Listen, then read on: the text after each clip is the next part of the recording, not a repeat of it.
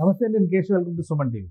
ఆంధ్రప్రదేశ్లో 1వ తేదీ అంటే పెన్షన్ల పండగ గుర్తొస్తుంది. దీంతో రాష్ట్ర వ్యాప్తంగా ఉదయం 6 గంటల నుంచే పెన్షన్ల పంపిణీ ప్రక్రియ కూడా మొదలైంది. ఇక ముఖ్యమంత్రి చంద్రబాబు నాయుడు గత నెలలో ఎలా అయితే లబ్ధిదారుల ఇంటికి వెళ్ళి మరీ పెన్షన్ల పంపిణీ చేశారో, ఈసారి కూడా అదే తరహాలో ప్రణాళికని సిద్ధం చేశారు. రాయలసీమ పర్యటనకు బయలుదేరారు. ముందుగా శ్రీశైలంలో జల కళని దృష్టిలో ఉంచుకొని కృష్ణమ్మకి హారతి ఇవ్వబోతున్నారు చంద్రబాబు నాయుడు. సో ఈ పర్యటన ఎలా జరగబోతుంది, పెన్షన్ల పంపిణీ పరిస్థితి ఏంటి, ఈ అంశాలపైన విశ్లేషణ చూద్దాం. మనతో పాటు అనలిస్ట్ చంద్ర శ్రీనివాస్ గారు. నమస్కారం అండి.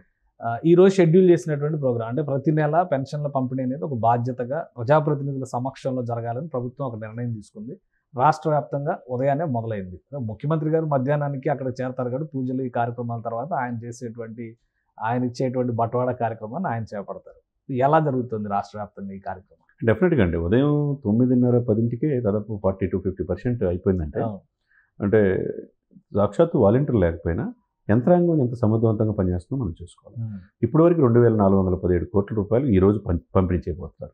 దాంట్లో భాగంగా ఒకవైపు ఏంటంటే, ఈయన చంద్రబాబు నాయుడు గారు 2 జిల్లాల పర్యటనలో భాగంగా శ్రీశైలం వెళ్ళటం, మల్లన్న సాంప్రదాయంగా ఆయన పంచికట్టుతో వెళ్ళాడు.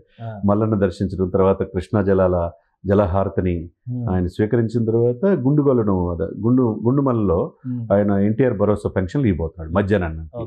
ఏదైనా కానీ ఇచ్చిన మాట ప్రకారం క్రమం తప్పకుండా 1వ తారీఖుకే పెన్షన్స్ ఆ పెంచిన ఏవైతే ఉన్నాయో 4,000 రూపాయలు మొత్తం స్లాట్స్ కూడా 4,000, 6,000, 10,000, 15,000 సిస్టమేటిక్ ఇవ్వడం అనేది, అంటే ఆర్థికంగా చాలా ఇబ్బందుల్లో గురైన ఆంధ్రప్రదేశ్లో వీళ్ళు పెన్షనర్స్ దాని మీదే జీవనోపాధి, దాని మీదే బతకాలి కదా.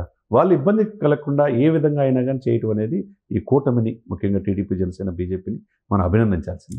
ఇదే సమయంలో రాష్ట్ర వ్యాప్తంగా మీరు అన్నట్టు క్షేత్రస్థాయిలో కన్సల్ట్ ఎమ్మెల్యేలని, ఎంపీని ఇన్వాల్వ్ చేయటం, అధికారుల దగ్గరుండి ఫంక్షన్స్ పంపిణీ చేయటం.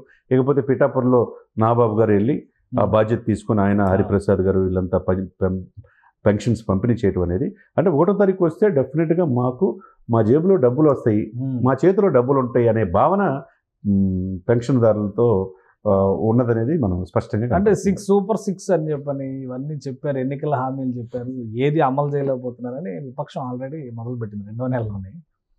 ఎలా చూడాలి? దాంతో పోలి చూసినప్పుడు పెన్షన్లో ఉద్యోగుల జీతాలు 1వ తారీఖు దాటనివ్వమనేటువంటి ఒక మాట ఇచ్చింది కూటమి. ఆ విషయంలో వాళ్ళకి ఎన్ని మార్కులు వేయచ్చు? డెఫినెట్గా ఇప్పుడు పెన్షన్స్ 2 నెలల్లో చూసుకుంటే 1వ తారీఖు జీతాలు వస్తున్నాయి, ఎప్పుడు లేని విధంగా. గత 5 సంవత్సరాల్లో చాలా ఇబ్బందులు, 10వ తారీఖు దాకా జీతాలు లేవు. మరి జీతాలు వస్తున్నాయా? 1వ తారీఖు పెన్షన్లు వస్తున్నాయి కదా, దీనికి 90% మార్కులు వేయాల్సిందే కదా. మళ్ళీ వాళ్ళకి పాస్ అయినట్టు కదండి. పాస్ ఏంటి, డిస్టెన్స్లో పాస్ అయినట్టు అనమాట. అది ఏదైనా కానీ 1వ తారీఖు జీతాలు లేకపోతే వాళ్ళ పరిస్థితులు ఏంది అనేది నాకు తెలుసు అనేది స్వయంగా ఒక కానిస్టేబుల్ కొడుకుగా పవన్ కళ్యాణ్ గారు కూడా చెప్పాడు. 1వ తారీఖు మీకు మేము ఎన్ని ఇబ్బందులు ఎదురైనా, ప్రభుత్వం ఎన్ని ఇబ్బందులు ఎదురైనా 1వ తారీఖు జీతం వచ్చేటట్టు మేము చేస్తామన్నారు. దానికి తగ్గట్టుగా జీతాలు ఇవ్వటం ఒక మంచి పరిణామం. ఉద్యోగ సంఘాలంతా హర్షిస్తున్నారు. అదే సమయంలో పెన్షన్దారులు కూడా ఎక్కడ లేని విధంగా, మీరు అన్నట్టు దాదాపుగా ఎన్ని లక్షల మంది ఉంటారండి ఈరోజు? 64 లక్షల మందికి. మామూలు విషయం కాదు కదా సార్. ఇప్పుడు ఉన్న 4 కోట్ల మంది జనాభాలో 64 లక్షల మందికి పెన్షన్స్. ఒకవైపు అప్పులమైపోయిన ఆంధ్రప్రదేశ్లో క్రమం తప్పకుండా 2,417 కోట్లు ఈరోజు రిలీజ్ చేయటం అంటే మామూలు విషయం కదా. మనం ప్రత్యేకంగా దీన్ని అభినందించాలి. సో దీనికి ఇప్పుడు ఆర్థిక పరమైనటువంటి భారం, ఓన్లీ డబ్బులు పంచడం అనేది కాదు, అభివృద్ధి చేస్తాం అనేటువంటి మాట కూటమి చెప్పింది. పదే ఆర్థిక భారం పెరుగుతుంది రాష్ట్రం పైన అనేటువంటి మాట విపక్షం నుంచి అందరూ చెప్తున్నారు, ఎకనామిస్టులు చెప్తున్నటువంటి మాట కూడా అదే. దీనికి సొల్యూషన్ ఏంటి? ఇప్పుడు మొదటి విజయం వచ్చినట్టుగా చూడొచ్చు పెన్షన్స్ పంపిణీ విషయంలో. మీరు అన్నట్టుగా డిస్టింక్షను, అలానే ఫస్ట్ డేకి జీతాలు ఇవ్వడం అనేటువంటి విషయంలో కూడా.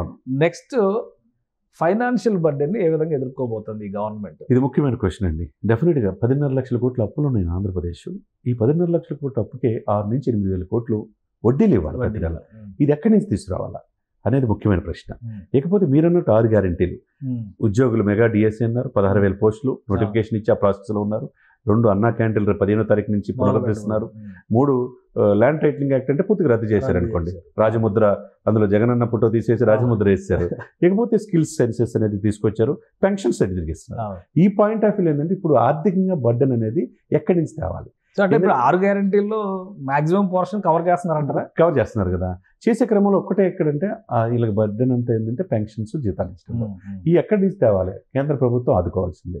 ఇప్పుడు వాళ్ళకి కావాల్సిన నిధిలో ఇప్పుడు నిన్న పవన్ కళ్యాణ్ గారు ఒకటి పనికి ఆహార పథకంలో ఆయన వల్ల 54,000 మందికి అదనంగా పని దినాలు పెరిగినాయి. అదేవిధంగా కేంద్ర ప్రభుత్వం ఇచ్చే నిధులు రాజధాని ఆ మేరకు నిధులు కూడా పెరుగుతాయి. పని దినాలు పెరగడం అంటే నిధులు పెరుగుతాయి. ఆ నిధులు పెరగటం అనేది ఒకటి. తర్వాత ముఖ్యంగా ఏంటంటే ఇండస్ట్రీస్ రావాలి. ఇప్పుడు 2 నెలలుగా అయింది కాబట్టి ఇప్పుడు మన మచిలీపట్నం కేంద్రంగా ఇండియన్ ఆయిల్ రిఫైనరీ రాబోతుంది, భారత పెట్రోలియం. దానివల్ల 60,000 కోట్లతో రాబోతుంటే దాదాపు 50,000 మంది ఎంప్లాయ్మెంట్ వస్తుంది. ఎంప్లాయ్మెంట్ ఎప్పుడైతే స్టార్ట్ అయిందో వాళ్ళ కుటుంబాలు బాగుంటాయి. దాని మీద జీవనోపాధి అన్ని వ్యవస్థలు కూడా మనీ అనేది ఫ్లో అవుతూ ఉంటుంది. ఇకపోతే టూరిజం డెవలప్ చేయాలి. గోదావరి జిల్లాలతో పాటు కానీ టూరిజంని ఇమ్మీడియట్గా యాక్షన్ తీసుకోవాల్సింది ఏంటంటే వీళ్ళకి ఇమ్మీడియట్గా ఆదాయం రావాలంటే టూరిజం వెసులుబాటు కల్పించాలా, మంచిగా పర్యాటకులను ఆకర్షించేట్టు చేసుకోవాలా. ఎందుకు తీర ప్రాంతం ఉంది కాబట్టి చేసుకోవాలా. ఇకపోతే ఐటీ పరిశ్రమ, ఐటీ మినిస్టర్గా లోకేష్ గారు ఆల్రెడీ ఇతర దేశాలతో మాట్లాడుతున్నారు కాబట్టి ఐటీ ఇండస్ట్రీస్ అన్ని కూడా వచ్చేస్తే కనుక డెఫినెట్గా ఫ్లో అవుతుంది మనీ. ఆ మనీ ఫ్లో అయినప్పుడు ఒక చోట నుంచి ఒక చోట డైవర్ట్ చేసుకున్నా జీతాలు ఇబ్బంది లేకుండా ఎప్పుడైతే మనం ఇస్తామో, పెన్షన్లు ఎప్పుడు లేకుండా ఎప్పుడు ఇస్తామో ప్రధాన ప్రతిపక్షాల్లో సైలెంట్ అవుతుంది.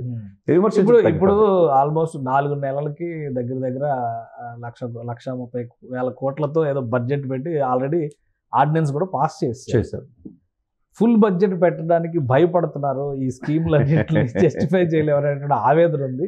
అందుకే ఈ ఆర్డినెన్స్ డ్రామా ఆడుతున్నారు కూటమి నేతలు అనే విమర్శ ప్రతిపక్షం చాలా గట్టిగా చేస్తుంది. ఎంతవరకు అంటే దీన్ని ఒకటే అండి, ఇప్పుడు మీరు చేసిన తప్పులు గతంలో చంద్రబాబు నాయుడు గారు దిగేటప్పుడు 2.5 లక్షల కోట్లు అప్పు ఉన్నమాట వాస్తవం మీకు తెలిసింది. ఆయన చెప్పాడు. ఇప్పుడు ఎంత ఉంది? 10.5 లక్షల కోట్లు అని సాక్షాత్ గవర్నర్ గారు చెప్పారు. అంటే 8 లక్షల కోట్లు అప్పు చేసింది ఎవరు? సంక్షేమం మాటన మేము బటన్ నొక్కే పథకాలు ఇచ్చారని కానీ అభివృద్ధిని మర్చిపోయారు.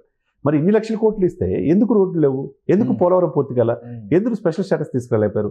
ఎందులో ఇంత దారుణమైన పరిస్థితులు ఎంప్లాయ్మెంట్ కూడా కల్పించలేపారని వైసీపీ నేతలు ఏం చెప్తున్నారంటే పెద్ద ఎత్తున సంక్షేమం పైన ఫోకస్ పెట్టాం కాబట్టి దానికే ప్రాధాన్యం ఇచ్చాం అంటున్నారు. ఇప్పుడు కూటమి ప్రభుత్వం ఏం చెప్తుందంటే కనీసం మ్యాచింగ్ గ్రాంట్ కూడా ఇవ్వకపోవడం వల్ల కేంద్ర ప్రభుత్వం ఇచ్చే మురిగిపోయింది.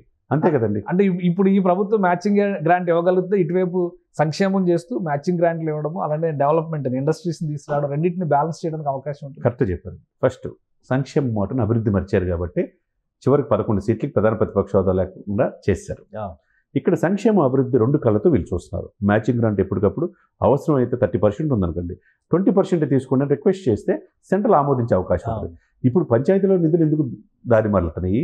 గ్రామీణాభివృద్ధిలో ఎందుకు నిధులు లేకుండా పోతున్నాయి? ఇవన్నీ కూడా ఏంటంటే ఒక్క శాఖలో నుంచి తీసుకొచ్చి అమౌంట్లో వేయటం, ఎస్సీ ఎస్టీ సప్లాల్లో తీసుకొచ్చి డైవర్ట్ చేయటం, ఇవన్నీ కూడా తప్పే కదా. ఇవన్నీ కూడా లేకుండా ఈ 2 సంక్షేమము అభివృద్ధి 2 కళ్ళతో చేసినప్పుడు డెఫినెట్గా ఇటువంటి లేకుండా దీన్ని ఓవర్కమ్ అయ్యి ముందుకెళ్ళే అవకాశం ఈ కూటమికి ఉంటుంది. సో పెన్షన్స్ టార్గెట్ 48 అవర్స్ 2 రోజుల్లో మొత్తం క్లియర్ చేయాలని అయిపోతుంది. అంతే, డెఫినెట్గా పూర్తవుతుంది. రైట్, థ్యాంక్ యూ శ్రీనివాస్ గారు. ఇది ఆంధ్రప్రదేశ్లో పెన్షన్ల పంపిణీ అనేది పెద్ద ఎత్తున ఒక పండగ రీతిలో జరుగుతున్నటువంటి పరిస్థితి ఉంది. దీనికి ప్రణాళికాబద్ధంగా రాష్ట్ర ప్రభుత్వం ఏ జిల్లాకు ఆ జిల్లా కావాల్సినటువంటి వనరుల్ని సమకూర్చింది. అలానే జీతాల విషయంలో కూడా ప్రభుత్వ ఉద్యోగులకి మొదటి తేదీనే జీతాలు పడే విధంగా జాగ్రత్తలు తీసుకున్నారు. అభివృద్ధి, సంక్షేమం రెండింటిని బ్యాలెన్స్ చేయడం ద్వారా కేంద్ర ప్రభుత్వ సమన్వయంతో అనుకున్న లక్ష్యాలు సాధించే దిశగా కూటమి ప్రభుత్వం అడుగులు వేయడంలో మొదటి 2 నెలల్లో డిస్టింక్షన్లో పాస్ అయిందనేది చందు శ్రీనివాస్ గారు చేస్తున్న విశ్లేషణ. ఇది స్పెషల్ డిస్కషన్. Keep watching.